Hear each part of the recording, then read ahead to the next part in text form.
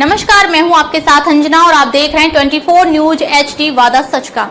आइए नजर डालते हैं इस वक्त की बड़ी खबर पर। जनपद मैनपुरी खसपा सांसद डिम्पल यादव का बयान। मैनपुरी पहुंची समाजवादी पार्टी के सांसद डिम्पल यादव ने अम्बेडकर जयंती के अवसर पर भीमराव अम्बेडकर की प्रतिमा पर माल्यार्पण करते हुए उनकी जयंती को मनाया। वहीं पत्रकारों से वार्ता। विभाजनकारी विचारधारा वाले लोग हैं, ये समाज में दरार पैदा करके सत्ता में बने रहना चाहते हैं। पिछड़ी, दलित, शोषित, अति पिछड़ा लोगों की यह बात नहीं करना चाहती। आज ये आरक्षण का अधिकार नहीं देना चाहते। आवाज महिला बिल तो ला रहे लेकिन हम रहे हैं।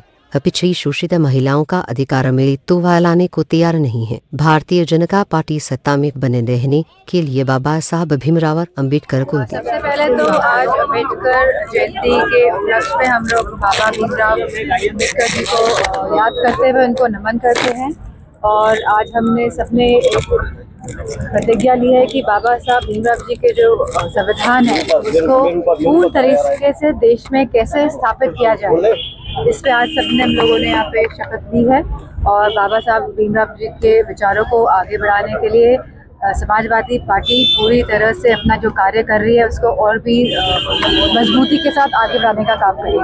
भाजपा समेत तमाम राजनीतिक पार्टी अम्बेडकर की आज प्रतिमा का सम्मान कर रहे हैं, माल्यार्पण कर रहे हैं। क्या अम्बेडकरवादी राजनीति सभी पार्टियों की मजबूरी हो गई है? हमने देखा है कि किस तरह भारतीय जनता पार्टी एक विभाजनकारी राजनीति, एक विभाजनकारी विचारधारा वाले लोग हैं।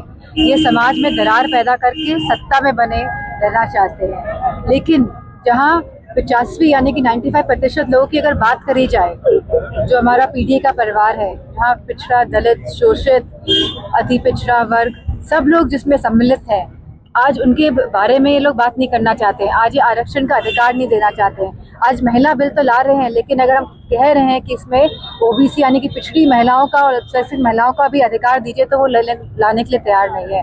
तो कहीं ना कहीं भारतीय जनता पार्टी केवल सत्ता में बने रहने के लिए आज जो सम्मान दे रही है वो बाबा साहब भीमराव अम्बेडकर जी को दे रही है। अच्छा, महिला आरक्षण भी ला रहे हैं। हमने देखा 2024 के दौरान उन्होंने कहा था कि हम 400 सीटें पार कर लेंगे और संविधान बदलने की बात कही थी। और हमारे जो होम मिनिस्टर साहब है उन्होंने क्या कहा था अपने राज्यसभा के अंदर, उन्होंने कहा था कि बाबा भीमराव अम्बेडकर जी भगवान नहीं है।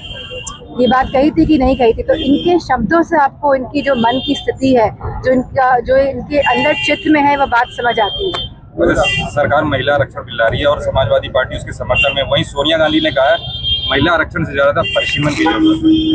सही बात है, क्योंकि जब बिल पास हुआ था तो यही बात हुई थी कि हम भी इसी पक्ष में हैं। हम महिलाओं के विपक्ष में पार्टी नहीं है। समाजवादी पार्टी हमेशा महिलाओं के पक्ष में बात करी है। आदरणीय श्रद्धेय नेताजी से लेकर आप देख लीजिए, पंचायती राज में आरक्षण देने का काम महिलाओं को किसने करा था? आदरणीय श्रद्धेय नेताजी ने लेकर आए थे आरक्षण। तो मैं समझती हूँ, लेकिन हम चाहते थे कि जो आरक्षण है उसके अंदर भी आरक्षण हो। जहाँ हमारी दलित बहनों को, माताओं को आरक्षण मिल रहा है, वहीं हमारी पिछड़ी माताओं बहनों को भी आरक्षण मिले, और वहीं हमारी अल्पसंख्यक माताओं बहनों को भी आरक्षण मिले। क्योंकि कहीं ना कहीं कोई समाज अगर छूटेगा तो समाज पिछड़ेगा।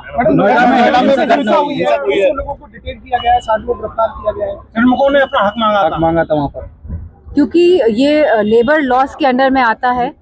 और जहाँ ये लोग लगातार मांग कर रहे थे सरकार से, और सरकार ने जब इनकी मांगों पे ध्यान नहीं दिया, क्योंकि सरकार तो आंख मूंद के बैठ जाती है। जैसे मैंने पहले भी कहा है, कोई भी परेशानी अगर जनता को होती है तो सरकार या तो मौन धारण कर लेती है, अपनी आंखें मूंद लेती है। तो अगर मजदूर वहाँ पे अपना अगर वो पक्ष रखना चाहते हैं तो सरकार ने आखिरकार क्यों नहीं उनकी बात सुनी? क्यों नहीं वहाँ की इंटेलिजेंस ने ये सरकार को बताया कि लोग परेशान हैं, वहाँ पे जुलूस निकाल रहे हैं?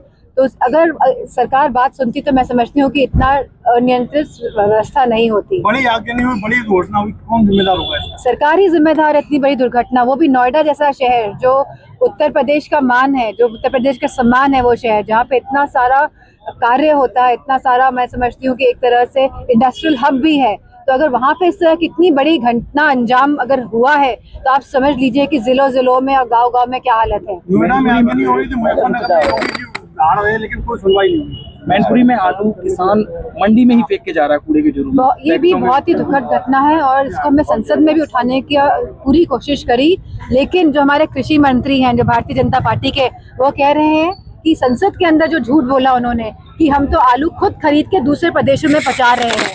तो मैं समझती हूँ कि उनको इस बात को देखना चाहिए कि आज कितना आलू उन्होंने खरीदा है। हम तो कह रहे हैं कि अब गेहूं खरीदने की बारी आई है, तो सरकार की क्या तैयारी है? यहाँ बोरियां तक नहीं व्यवस्था करी गई है अभी तक मंडियों में। तो मैं समझती हूँ सरकार पूरी तरह से फेल सरकार है। ना ये हमारे किसानों की बात करती है, ना हमारे जवानों की बात करती है, ना हमारे युवाओं की बात करती है, ना ही महिला सुरक्षा की बात करती है। मैडम, बंगाल के चुनाव में गृह मंत्री प्रचार के दौरान टीएमसी वालों को धमकी दे रहे हैं, वो बता रहे हैं। अरे वो तो संसद के अंदर बैठ के धमकी देते हैं, सबको कहते हैं सांसदों को चुप हो जाइए, नहीं तो क्या, तो आप चुप बैठिए। उनकी आपने अगर भाषा शैली सुनी होगी तो हमको समझ आएगा कि भारतीय जनता पार्टी वाले लोग धमकाने वाले लोग हैं। अच्छा, ठीक, 2027 के चुनाव में समाजवादी पार्टी क्या क्योंकि आयोग के ऊपर लगातार समाजवादी पार्टी अपना विरोध दर्ज कराती रही है। जहाँ पे भी भारतीय जनता पार्टी की सरकार नहीं है, सभी रीजनल पार्टीज और कांग्रेस पार्टी इस तरह का जो कह रही है कि आयोग अपनी पक्षपात तरीके से काम कर रहा है, तो देखने को मिल रहा है किस तरह आखिरी मूवमेंट में आप डिलीटेड वोटर्स की लिस्ट ला रहे हैं। तो अब कहाँ जाएंगे लोग, कहाँ जाएंगे जिनका वोट कट गया है?